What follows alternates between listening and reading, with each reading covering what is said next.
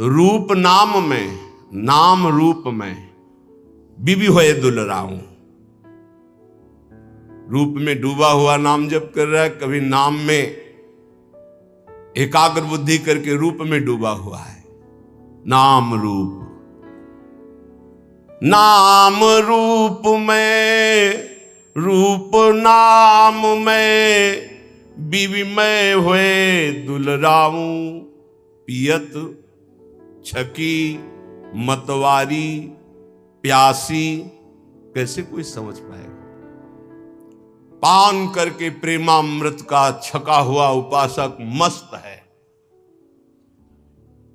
लेकिन प्यास बढ़ती चली जा रही है राधा नाम की, राधा रूप की, राधा चरणारविंद की सेवा की। और प्यास पियत ना घाऊं, निरंतर पान कर रहे फिर भी तृप्ति नहीं। अरबरात मिलवे को निस दिन मिले ही रहत, मनो कबहु मिले ना।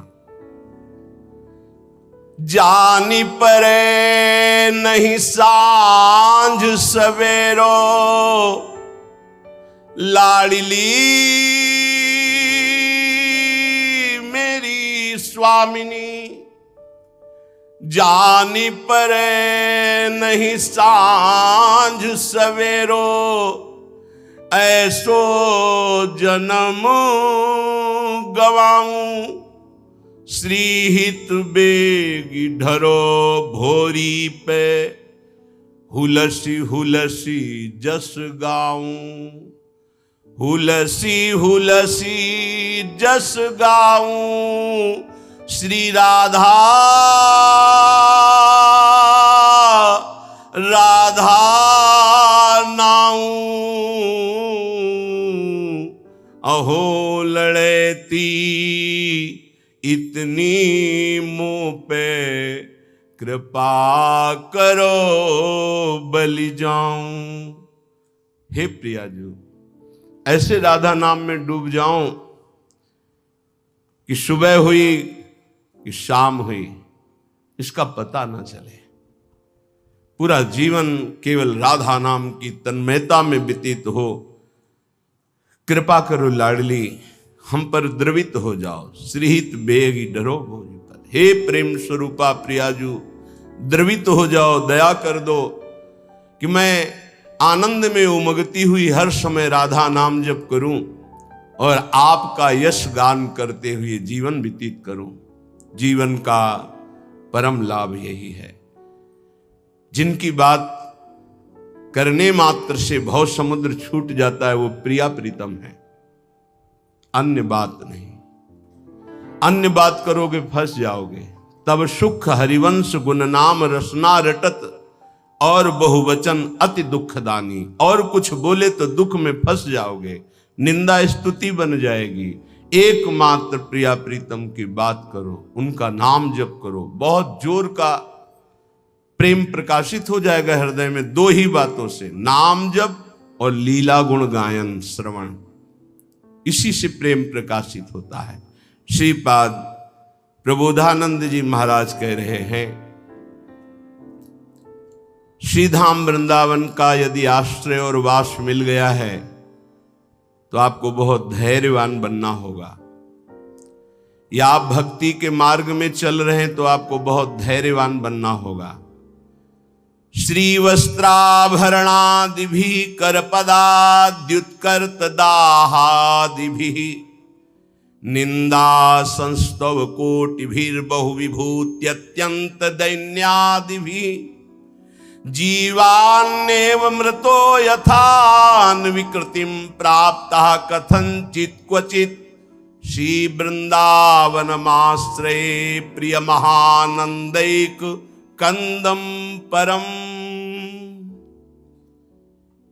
यदि हम वृंदावन वास करते हैं या बाहर वृंदावन का आश्रय लेकर प्रियालाल की भक्ति करते हैं, कई बार कहा है बहुत सावधान हो सकता है तुम भक्ति प्रारंभ कर रहे हो और तुम्हारे पुण्यों का संयोग बन जाए तो आपको सफलता पे सफलता मिलनी शुरू हो जाए, तो आप उसे भक्ति का परिणाम मत समझ लेना।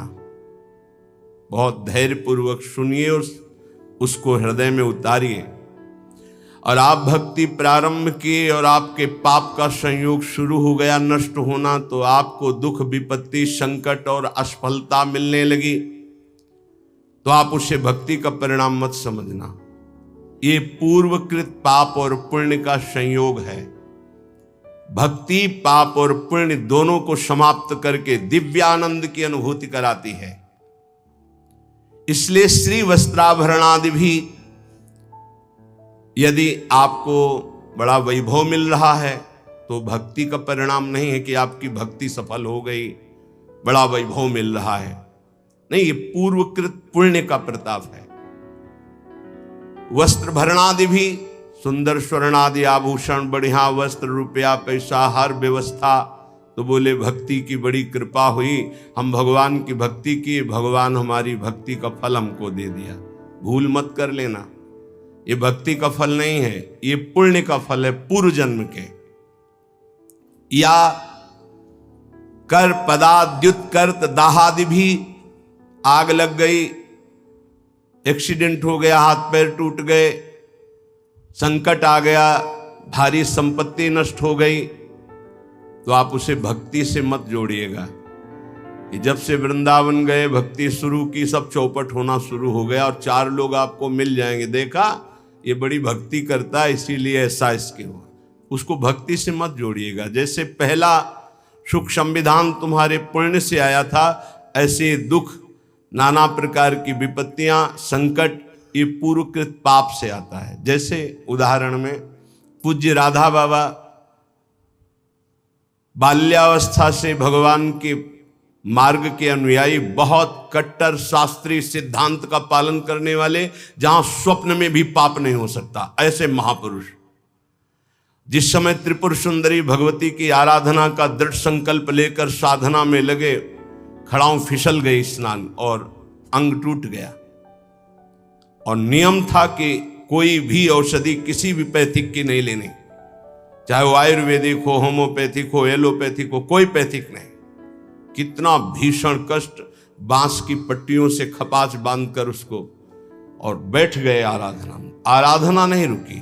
क्या इस उच्च कोटि की अवस्था की स्थिति को प्राप्त महापुरुष के ऐसे साधन में विघ्न, ये पूर्वकृत, उसको वर्तमानकृत नहीं माना जाता। आप लोगों की क्या साधना होगी? बड़े बड़े महापुरुषों में बड़े भयानक रोग देखे गए, ये क्या वर्तमान की भक्ति का फल है? छोटी मोटी आराधना करके कामनाओं की पूर्ति होती, जिन्होंने जीवन को भगवान के चरणों में अर्पित कर दिया, क्या उनमें इतनी सामर्थ्य नहीं कि अपने शरीर को स्वस्थ रख सकें? लेकिन शरीर कृत पाप और पुण्य का प्रभाव इस शरीर में जो आ रहा है, कभी ज्ञानी पुरुष, विवेकी पुरुष उसको टालता नहीं है, उसे स्वीकार करता है और अपने भजन के बल से, आवागमन से मुक्त होकर भगवान को प्राप्त होता है। इसलिए धैर्यपूर्वक अध्यात्म को समझने की चेष्टा करें। चाहे हमें वस्त्राभूषण आदि खूब श्री वैभव संपत्ति मिल जाए, और चाहे हमारे अंग भंग हो जाए, सब संपत्ति नष्ट हो जाए, निंदा संस्तो कोटिभीर, चाहे कोई हमारी बड़ाई करे कि भाई बहुत कृपा पात्र हैं, भगवान का भजन करते हैं, और चाहे कोटि निंदा, कोई करोड़ों प्रकार से हमारी निंदा करे, बहु विभूत्यंत दैन्यादि भी, चाहे बड़ी विभूतियां एकत्रित हो जाएं या बिल्कुल सब नष्ट हो जाए, तो भी हम अपने प्रभु की भक्ति छोड़ने वाले नहीं। ऐसा धैर्यवान परमार्थ पे चल सकता है। देखो, विचार करके देखो, अध्यात्म किसे कहते हैं? नाटक को अध्यात्म नहीं कहते, पाखंड दंभ को अध्यात्म नहीं कहते। ये अध्यात्म बड़ो ही कठिन है, भजन ढिग ढरिबो। ये शूरवीर का कार्य है कि कदम आगे बढ़ेगा, चाहे जितना अस्त्र संचालन हो। जीवन नेव मृतो यथान विकृतिम प्राप्ता कथनचित क्वचित, जीवित रहूं या मर जाऊं, कदम पीछे नहीं हटेंगे। ये उन बहादुरों का मार्ग है परमार्थ, कायरों का मार्ग नहीं कि काम क्रोध मारा थप्पड़ और फैल के गिर गए, कंठी अलग, माला अलग, तिलक अलग। ये उनका कार्य नहीं है, उन शूरवीरों का कार्य है। आगे की पंक्ति में जीवन्नेव मृतो यथा न विकृतिम, जीवित रहूं या मर जाऊं इसकी कोई परवाह न विकृतिम, अपनी भक्ति में विकृति नहीं आने दूंगा, अपने भगवत मार्ग में मैं कभी कमी नहीं आने दूंगा। नियम लो, यह है भक्ति का स्वरूप। तब अजित भगवान को जीता जाता है। ये खिलवाड़ का मार्ग नहीं है। प्राप्ता कथनचित क्वचित, कोई भी विकार आकर के कहीं भी निपट सकता है। यह है गुरु का चेला, दूसरा कोई नहीं है। जैसे पहलवान गुरु अपने चेले को जहां देखता है कि कमजोर है वहीं पीट पीट के फिर वो अखाड़े पे खड़ा करता है, अंगुली घुमाता है, ऐसे कोई भी लड़ सकता है। ऐसे ही यहां क्वचित कथनचित, कहीं भी कोई भी मेरे प्राण ले लो, लेकिन मैं भक्ति का मार्ग नहीं छोड़ सकता। चाहे वैभव आवे, चाहे नष्ट हो जाए, चाहे शरीर रहे या नष्ट हो जाए, यश हो या अपयश हो, इसकी कोई परवाह नहीं। जीवन नेव मृतो यथा न विकृतिम प्राप्ता कथनचित क्वचित, मरूं या जीऊं इसकी अब कोई परवाह नहीं। ऐसा ही उपासक विजय प्राप्त करता है इस माया पर। नहीं तो बहुत लुभावना और भयावना दोनों प्रकार का आकर्षण माया देती है। शूरवीर टिकता है नहीं, मृत्यु वरण, लेकिन भगवान को नहीं छोड़ सकता। महात्मा बुद्ध जी जब ब्रह्मबोध करने के लिए घर से निकले तो एक वृक्ष के नीचे बैठ गए और संकल्प किया कि शरीर का मांस गलित हो जाए, हड्डियां टूट जाएं, प्राण निकल जाएं, पर जब तक ब्रह्म साक्षात्कार नहीं होगा तब तक आसन से नहीं उठूंगा। और ब्रह्म बोध करके ही आसन से उठे, इसीलिए उसे बोध वृक्ष कहा गया। वही चित्र और वही श्लोक उड़िया बाबा अपने डायरी में रखते थे। सदैव सामने, ऐसे जीवन में 2 श्लोक सामने सदैव रखा अपने दिमाग में। मात्रा स्पर्शास्तु कौन्ते शीतोष्ण सुख दुखदा आगमा पायनो अनित्यास्तास्ति क्षस्व भारत यम ही न व्यथ्यन्ते ते पुरुषम पुरुषर्षभ सम दुखा सुखाधीरम स्वमृतत्वाय कल्पते। जब कभी कोई भी विपत्ति, संकट, गर्मी, सर्दी, भूख, प्यास, ये 2 श्लोक का निरंतर सामने से भगवान कह रहे, जगत गुरु कह रहे, यम ही न व्यथ्यन्ते ते, व्यथित मत हो, शांत मंत्र में लग, अपने इष्ट के चिंतन में लग।